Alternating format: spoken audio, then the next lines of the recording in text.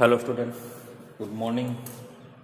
હવે આજે આપણે આજના લેક્ચરમાં ભણવાનું છે નિવસન તંત્રો.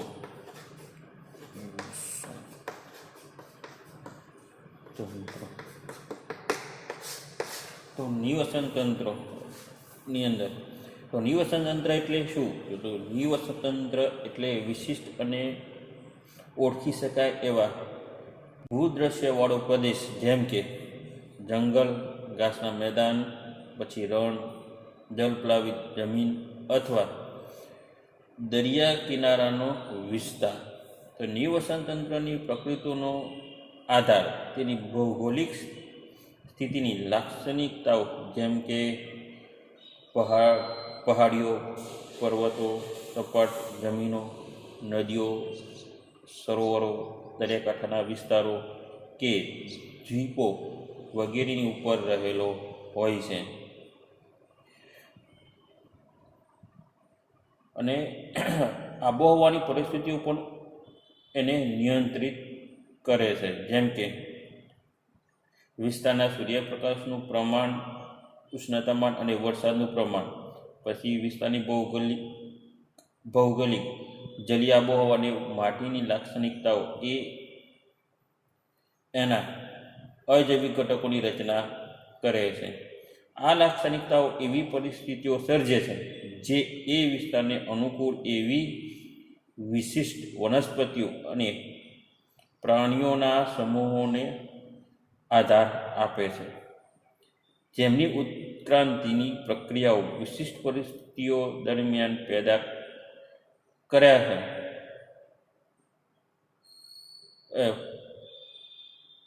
જેમની ઉત્ક્રાંતિની પ્રક્રિયાઓ વિશિષ્ટ પરિસ્થિતિઓ દરમિયાન પેદા કર્યા હોય છે. નિવસન તંત્રનો સજીવ ભાગ એના જૈવિક ઘટક કહેવાય છે. તો હવે આગળ આપણે જોઈએ એની અંદર ઉત્પાદકો, ઉપભોક્તાઓ અને મૃતોપજીવી વિઘટકો ની અંદર જોઈએ તો આગળ ઉત્પાદકો, ઉપભોક્તાઓ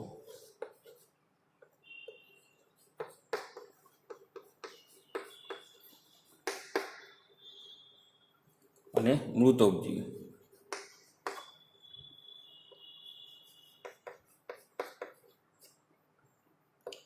મૃતોપજીવી વિઘટકો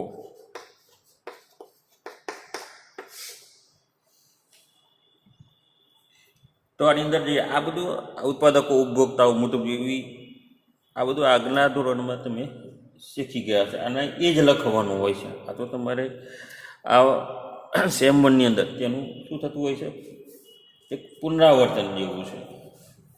તો એની અંદર જોઈએ તો દરેક સજીવ પ્રાણી કોઈને કોઈ રીતે બીજા સજીવો પર આધાર રાખતો હોય છે.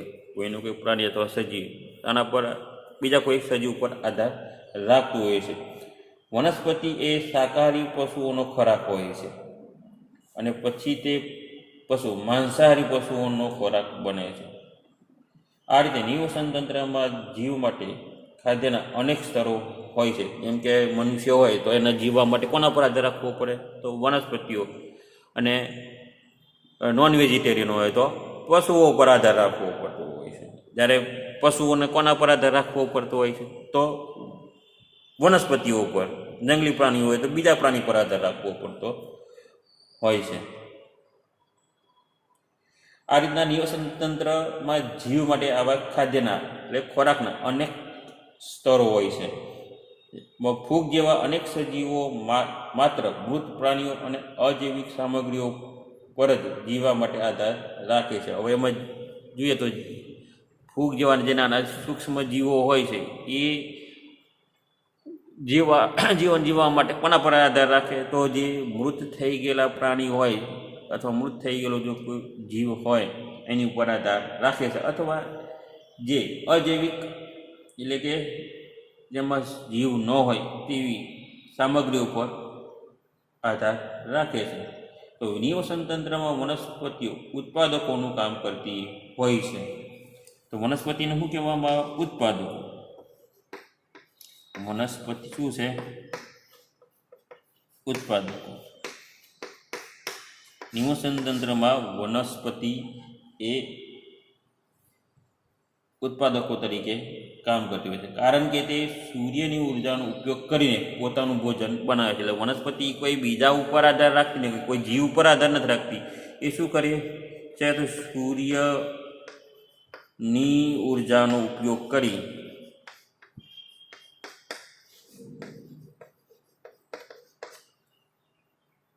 ઉપયોગ કરીને શું બનાવે છે? ખોરાક બનાવે છે.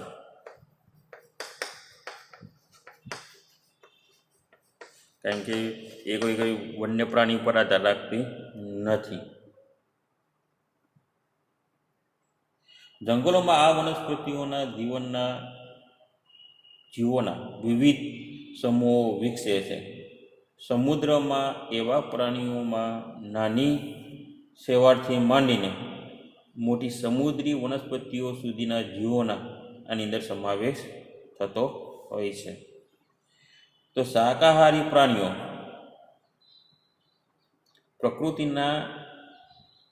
પ્રાકૃતિક ઉત્પાદકોને આધારે જીવતા હોવાથી તેઓ પ્રાથમિક ઉપભોક્તાઓ બને છે. શાકાહારી પ્રાણીઓ એ શું કહેવાય? પ્રાથમિક ઉપભોક્તા.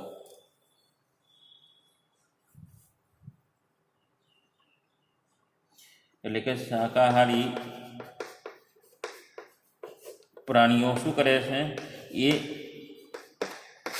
પ્રાકૃતિક ઉત્પાદકો એટલે કે વનસ્પતિઓ ઉપર આધાર રાખતા હોય અને જીવતા હોય તેને શું કહેવામાં આવે છે? પ્રાથમિક ઉપભોક્તાઓ. આ શું છે? પ્રાથમિક ઉપભોક્તાઓ.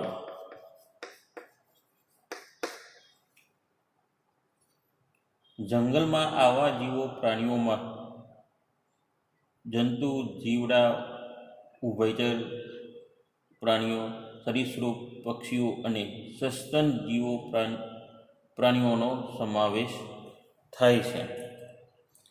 જ્યારે શાકાહારી પ્રાણીઓમાં ઉદાહરણ તરીકે લઈએ તો એમાં કયા? સસલા, હરણ અને હાથીઓ, જે વનસ્પતિ સૃષ્ટિ પર જ નિર્ભર છે.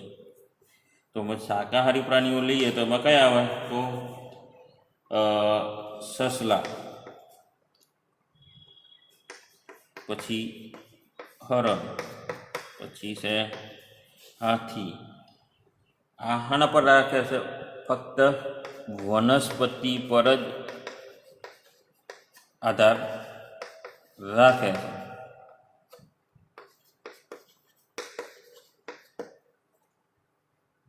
તેમનો સમાવેશ કરી શકાય. તેઓ ઘાસ ચરે છે અથવા વૃક્ષોના પાંદડા ખાય છે.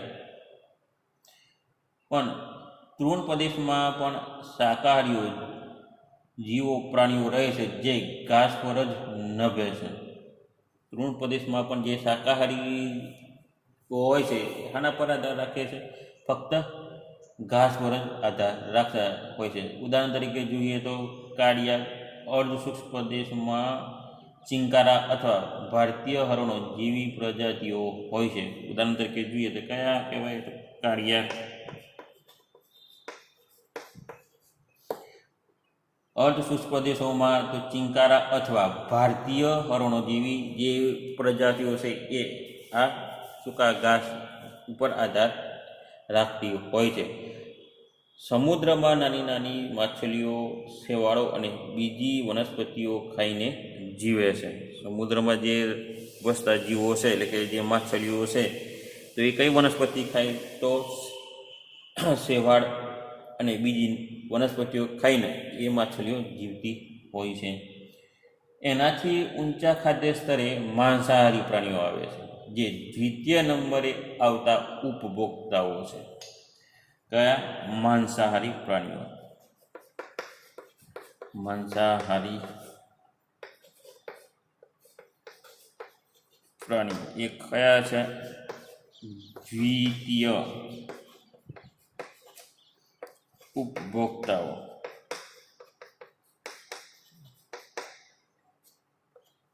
એ કયા છે? દ્વિતીય ઉપભોક્તાઓ.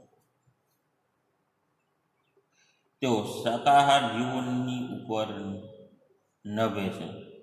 એટલે કે જે આ માંસાહારી હોય એ કયા જીવો પર જ નભતા હોય છે, તો શાકાહારી જીવો પર નભતા હોય છે. તો આપણા જંગલોમાંના માંસાહારીઓમાં કયો આવે તો વાઘ, ચીતો, કોલું, શિયાળ અને નાની જંગલી બિલાડીઓ વગેરેનો સમાવેશ થતો હોય છે.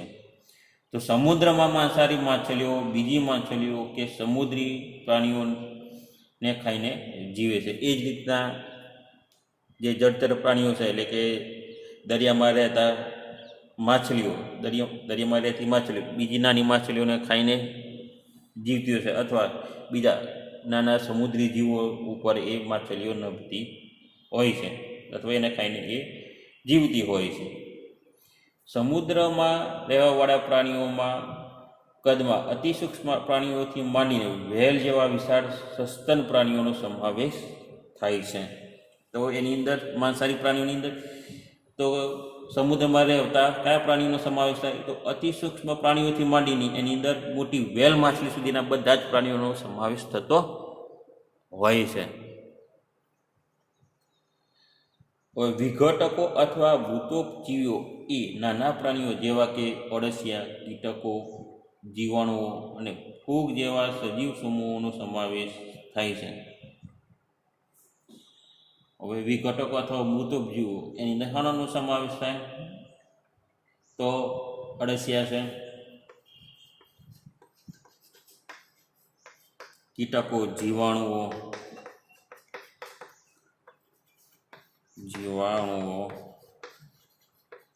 અને ફૂગ જેવા સૂક્ષ્મ સમૂહોનો સમાવેશ થાય છે. તે મૃત કાર્બનિક સામગ્રીને નાના કણોમાં વિઘટિત કરીને અંતે બધું એક રસ કરી નાખે છે અને વનસ્પતિઓ તેનો પોષણ મેળવવા માટે ઉપયોગ કરે છે.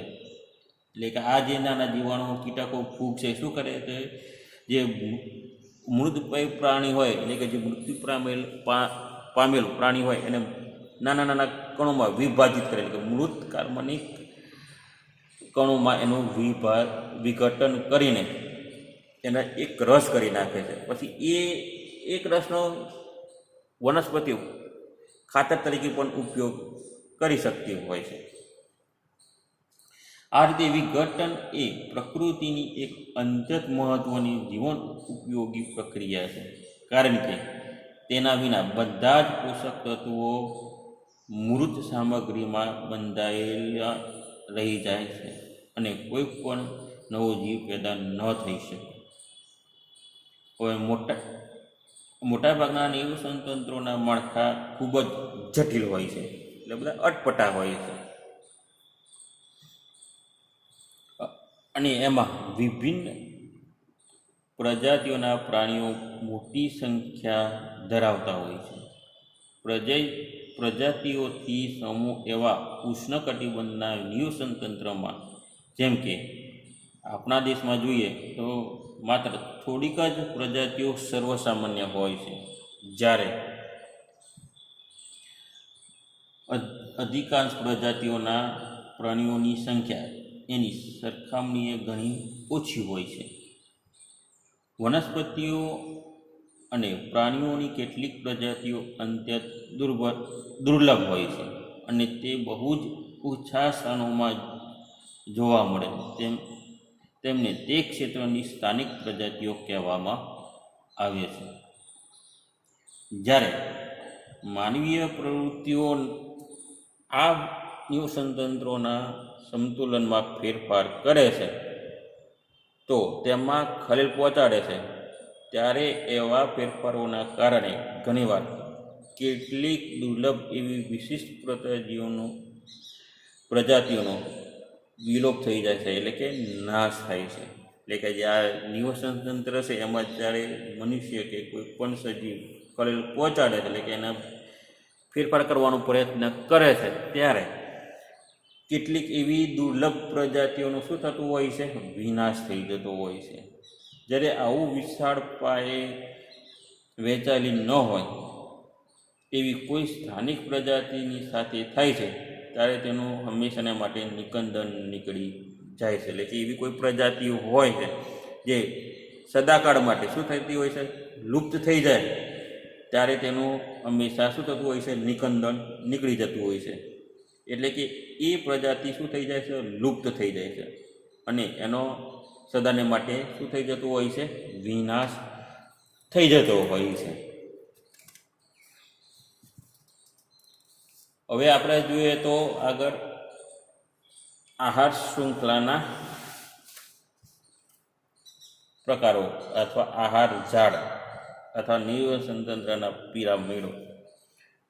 તો એની અંદર જોઈએ તો આહાર શૃંખલાઓ, આહાર ઝાડ અને નિવસન તંત્રના પિરામિડો.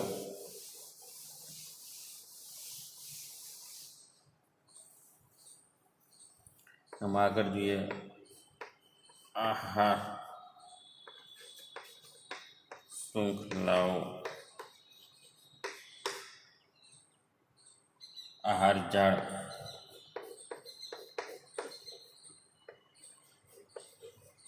પછી નિવસન તંત્રના પિરામિડો.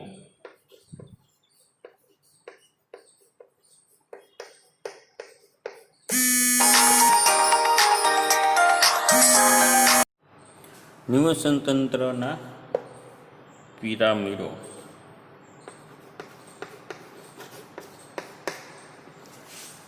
તો એની અંદર જોઈએ તો વનસ્પતિઓમાં રહેલા ઉર્જાના સ્ત્રોતનું પ્રાણીઓ દ્વારા વનસ્પતિઓને ખાવાના કારણે અને પછી તે જ પ્રાણીઓ કોઈ બીજા પ્રાણીઓનો આહાર બનવાને કારણે સ્થળાંતર થાય છે, જે આહાર શૃંખલાઓ રચે છે.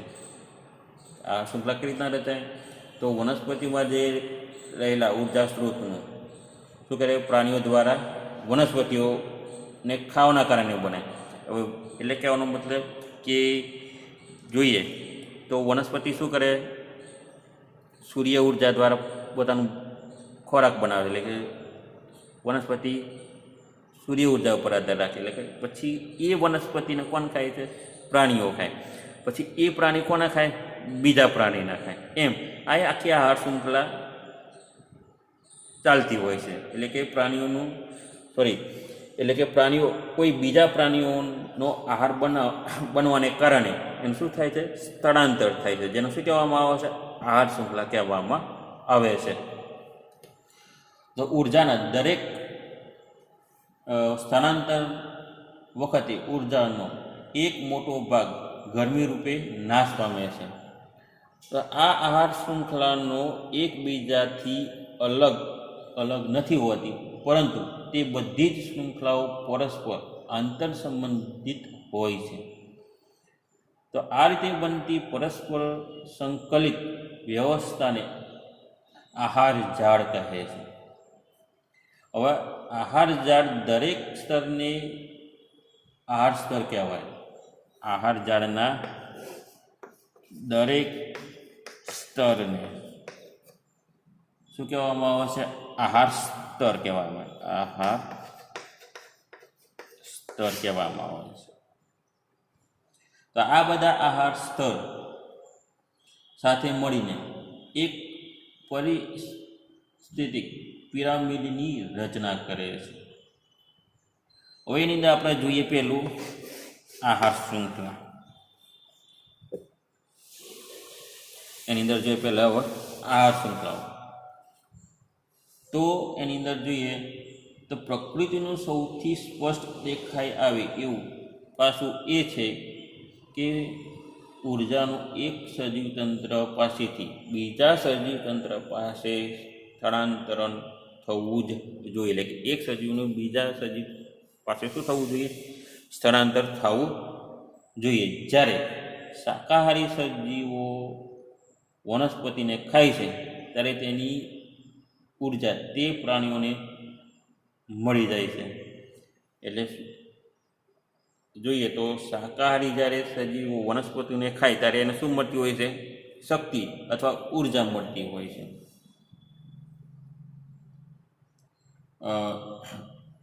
કોઈપણ નિવસન તંત્રમાં કેટલાક પ્રાણીઓ એવા હોય છે જે બીજા સજીવોને ખાઈને જીવે છે. જ્યારે અન્ય કેટલાક પ્રાણીઓ મૃત પ્રાણીઓ પર જીવિત રહે છે. એટલે કેટલાક નિવસન તંત્રમાં એવું હોય કે એક પ્રાણી બીજા પ્રાણી પર આધાર રાખે, જે આપણે આગળ પણ કહ્યું, જ્યારે બીજા સજીવો મૃત પ્રાણી પર પણ આધાર રાખતા હોય છે.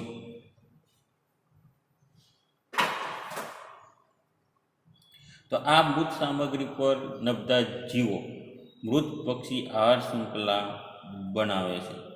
તો શૃંખલામાંની દરેક કડીમાં આહારમાંથી મળતી ઉર્જાનો એક મોટો ભાગ સજીવની દૈનિક પ્રવૃત્તિઓમાં ખર્ચાઈ જાય છે.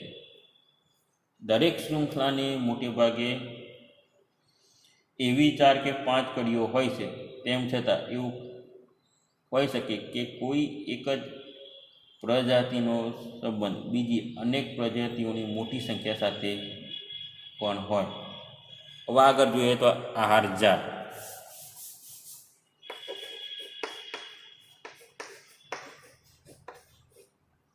અથવા આહાર જાળો.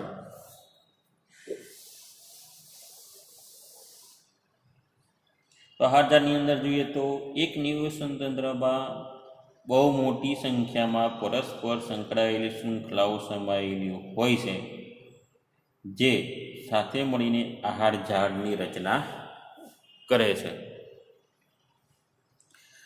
જીવન ઝાડ બનાવનાર શૃંખલાઓની આ કડીઓમાં જો માનવીય પ્રવૃત્તિઓને કારણે વિક્ષેપ પેદા થાય તો કેટલીક પ્રજાતિઓનો તો લોપ કે વિનાશ થઈ જાય છે અને ઝાડ શું થતી હોય છે?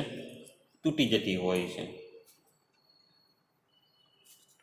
હવે એની અંદર જોઈએ તો નિવસન તંત્રોના પિરામિડો. આગળ નિવસન તંત્રના પિરામિડો.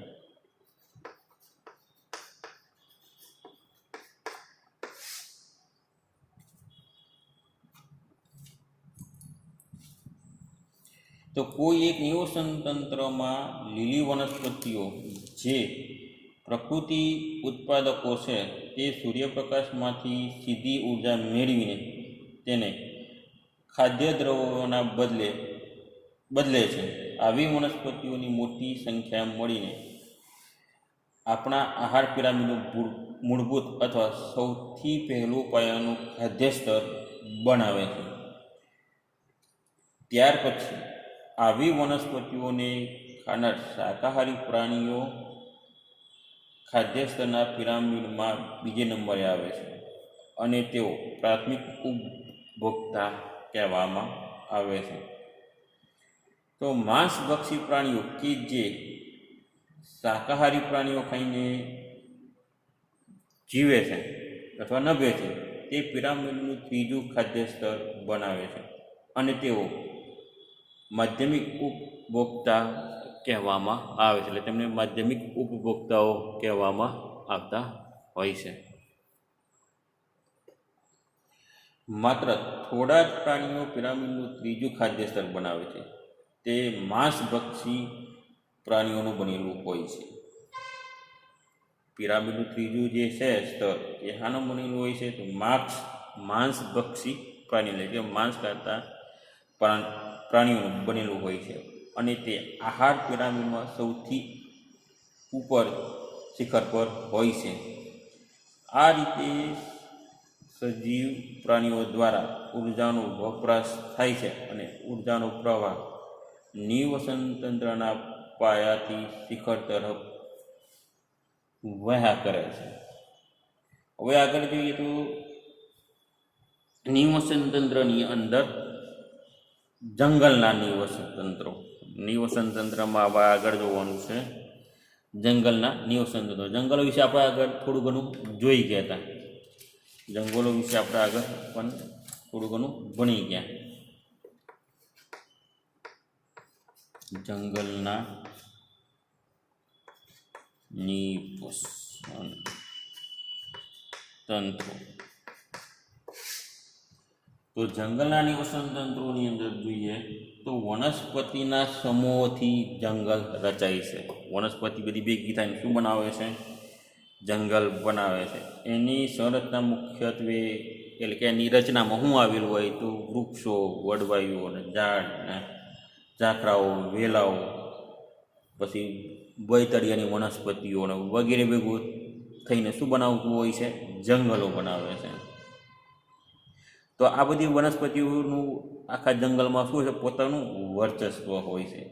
પ્રાકૃતિક રીતે અવ્યાખ્યાયિતપણે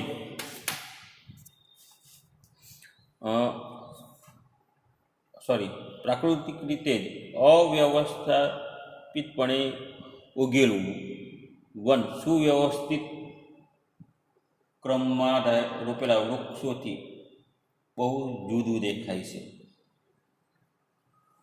એટલે કે પ્રાકૃતિક રીતે જે આપણે અવ્યવસ્થિત રીતે ઉગેલું વન એટલે કે અસ્વ્યસ્ત રીતે ઉગેલા ઝાડ, પાન કે છોડ એ સુવ્યવસ્થિત એટલે કે સારી રીતે ક્રમમાં રોપેલા વૃક્ષો કરતાં કેવું દેખાય?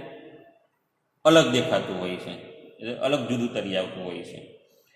અધિકાંશ પ્રાકૃતિક વનો જેને કોઈ ખલેલ ન પહોંચતી હોય તેવા વનો મુખ્યત્વે આપણા રાષ્ટ્રીય ઉદ્યાનો અને અભયારણ્યોમાં જોવા મળે છે. એટલે કે મોટાભાગના જે પ્રાકૃતિક વનો છે તેમાં કોઈ પણ પ્રકારની ખલેલ પહોંચાડવામાં આવતી નથી. એટલે કે એની અંદર કોઈ પણ પ્રકારનો શિકાર કે તેની અંદર તમે ખેતીવાડી પણ કરી શકતા નથી. ત્યાં વન્ય પ્રાણીઓને મુક્તપણે શું કરવામાં આવે છે? પોતાની રીતે જીવવા દેવામાં આવે છે, હરવા ફરવા દેવામાં આવે છે. એમાં કોઈ પણ પ્રકારની રોકટોક કે ખલેલ પહોંચાડવામાં આવતી નથી. એવા મુખ્યત્વે આપણા રાષ્ટ્રીય ઉદ્યાનો અને અભયારણ્યોમાં આવું બધું જોવા મળતું હોય છે. તો જુદા જુદા પ્રકારના જંગલો બનાવતા વિવિધ ભૂદ્રશ્યો એકબીજાથી બહુ અલગ અલગ દેખાય છે. તેમના વિવિધતાભર્યા સુંદર દેખાવની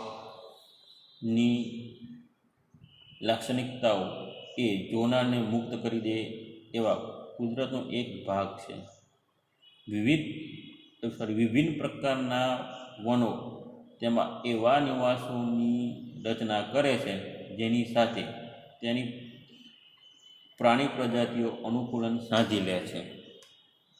એમાં જોઈએ તો જંગલનું નિવસન તંત્ર અને જંગલ નિવસન તંત્રના બે ભાગ હોય છે. તો જંગલ નિવસન તંત્રના બે ભાગમાં જોઈએ તો જંગલના નિર્જીવ અથવા અજૈવિક પાસા, જંગલના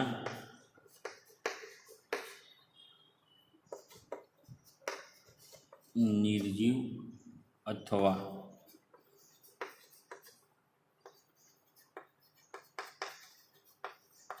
અજૈવિક પાસા.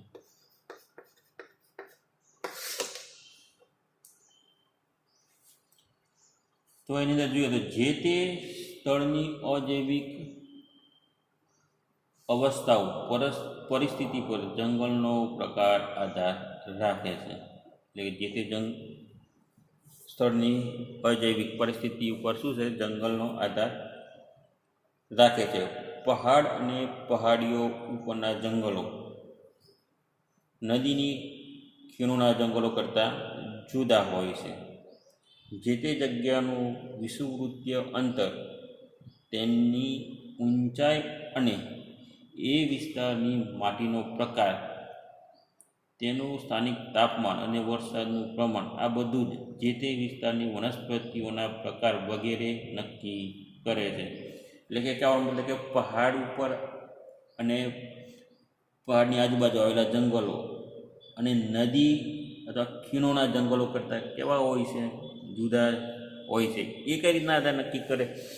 તો તે જગ્યાનું વિષુવવૃત્તીય ઊંચાઈ, પછી તેની ઊંડાઈ, પછી તેનો માટીનો પ્રકાર, તેનું સ્થાનિક તાપમાન, તેનું તાપમાન કેવું છે, ત્યાં વરસાદ ઓછો પડે છે કે વધારે પડે છે, એની વનસ્પતિ કેવી છે. એટલે કે ઘણી વનસ્પતિઓ હોય તો કે એ પહાડ પર જ ઉગે, ઘણી વનસ્પતિઓ હોય તો કે એને વધારે પ્રમાણમાં પાણીની જરૂર પડતી હોય તો એ નદીના અથવા ખીણોના વિસ્તારમાં વધારે જોવા મળે છે. એટલે એ વનસ્પતિની ઉપર આધાર રાખે છે. કે એ નક્કી કરે કે આ પ્રકારનું જંગલ અથવા એ જંગલમાં કયા પ્રકારની વનસ્પતિ ઉગે છે.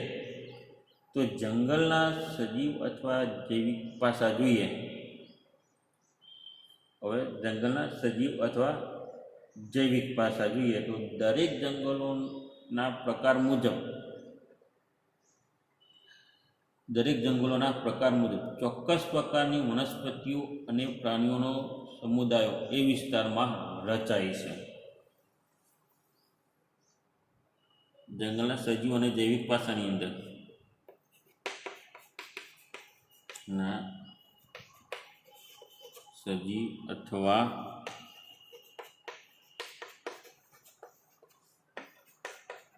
જૈવિક પાસા તો એ કઈ રીતના રચાય? તો એ જંગલોના પ્રાણીનો સમુદાય અથવા એમાં અમુક પ્રકારની ચોક્કસ પ્રકારની વનસ્પતિઓ એ વિસ્તારમાં રચાય છે.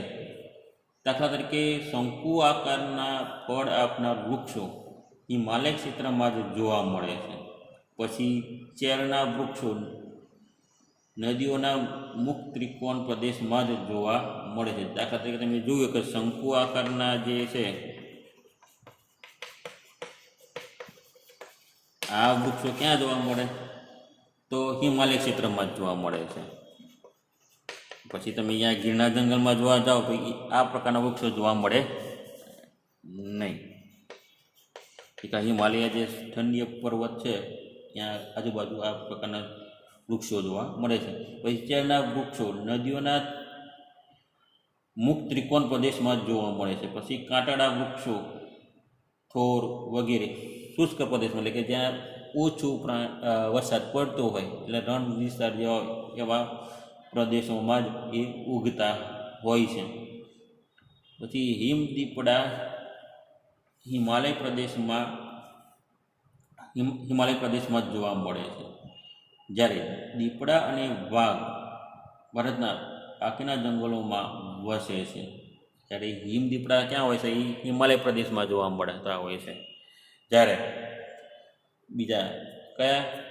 બીજા દીપડા અને વાઘ એ બાકીના બધા જંગલોમાં જોવા મળે. જંગલી ઘેટા અને બકરા હિમાલયમાં ઊંચાઈ પરના પહાડો ઉપર વસેલા જોવા મળે છે. જંગલી ઘેટા અને બકરા ક્યાં જોવા મળે? તો હિમાલયના ઊંચાઈવાળા જે વિસ્તાર હોય એ પહાડોમાં જોવા મળતા હોય છે. અને હિમાલયના જંગલોમાં જોવા મળતા ઘણા બધા પક્ષીઓ ભારતના બાકીના જંગલોમાં વસતા પંખીઓ કરતાં જુદા હોય છે. એટલે કે હિમાલયના જંગલો છે ત્યાં વસતા પક્ષીઓ અને આપણા જંગલોના, એટલે કે આપણી બાજુના જે જંગલોમાં રહેતા પક્ષીઓ કરતાં કેવા હોય છે? થોડા જુદા તરી આવતા હોય છે, એટલે કે અલગ હોય છે. પશ્ચિમ ઘાટના અને ઉત્તર પૂર્વીય ભારતના સદાય હરિયાળા રહેતા જંગલમાં પશુઓ અને વનસ્પતિ પ્રજાતિઓનું સૌથી વિપુલ વૈવિધ્ય જોવા મળે છે. જંગલના વિવિધ ઘટકોમાં મોટા વિશાળ વૃક્ષો અને સૂક્ષ્મ વનસ્પતિઓ અને પ્રાણીઓનો સમાવેશ થાય છે. જંગલમાંની વનસ્પતિઓ જોઈએ તો એની અંદર જોઈએ જંગલમાંની વનસ્પતિઓમાં જોઈએ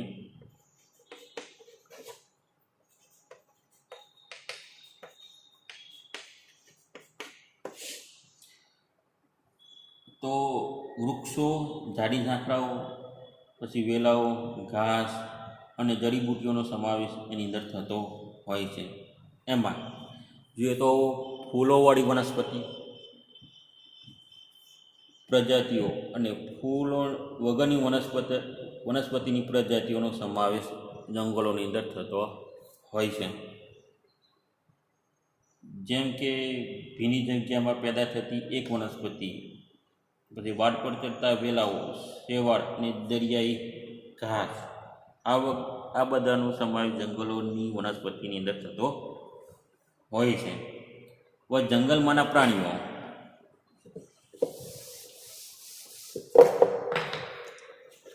જંગલમાંના પ્રાણીઓ. તો જંગલમાંના પ્રાણીઓમાં જોઈએ તો સસ્તન પ્રાણીઓ, પછી પક્ષીઓ, સરીસૃપો, ઉભયચર માછલીઓ, કીટકો અને બીજા ઘણા કરોડ વિનાના પ્રાણીઓ અને અનેક પ્રકારના અતિ સૂક્ષ્મ પ્રાણીઓનો જીવાણુઓનો સમાવેશ જંગલોના પ્રાણીઓની અંદર થતો હોય છે. હવે વનસ્પતિઓ અને પ્રાણીઓ પ્રગટ્યપણે પરસ્પર અવલંબિત હોવાના કારણે તેમની પ્રજાતિઓ સાથે મળીને વિવિધ પ્રકારના વન્ય સમુદાયો બનાવે છે. માનવી પણ આ જંગલના નિવસન તંત્રો જ એક ભાગ હોય. તેના સ્થાનિક લોકો સીધા જંગલોના અનેક પ્રાકૃતિક સંસાધનો પર નિર્ભર હોય છે અને એ જ તેઓના જીવનનો આધાર હોય છે. જે લોકો જંગલમાં નથી રહેતા તે જંગલની પેદાશોનો તેને ખરીદીને ઉપયોગ કરે છે. એટલે કે જે લોકો જંગલ ઉપર નિર્ભર ના હોય તો એ લોકો શું કરતા, જંગલની પેદાશો હોય એના ઉપર નિર્ભર હોય છે, એટલે કે એના પર આધાર રાખતા હોય છે. જેમ કે જોઈએ તો લાકડા અને કાગળ, આ રીતે બજારમાંથી ખરીદીને વન્ય પેદાશોનો પરોક્ષ રીતે ઉપયોગ કરે, એટલે સીધો પણ આડકતરી રીતે તેનો ઉપયોગ કરતા હોય છે. તો આજે આપણે આટલે સુધી જોઈશું. નેક્સ્ટ આવતા લેક્ચરમાં આપણે આગળ ભણીશું. ઓકે.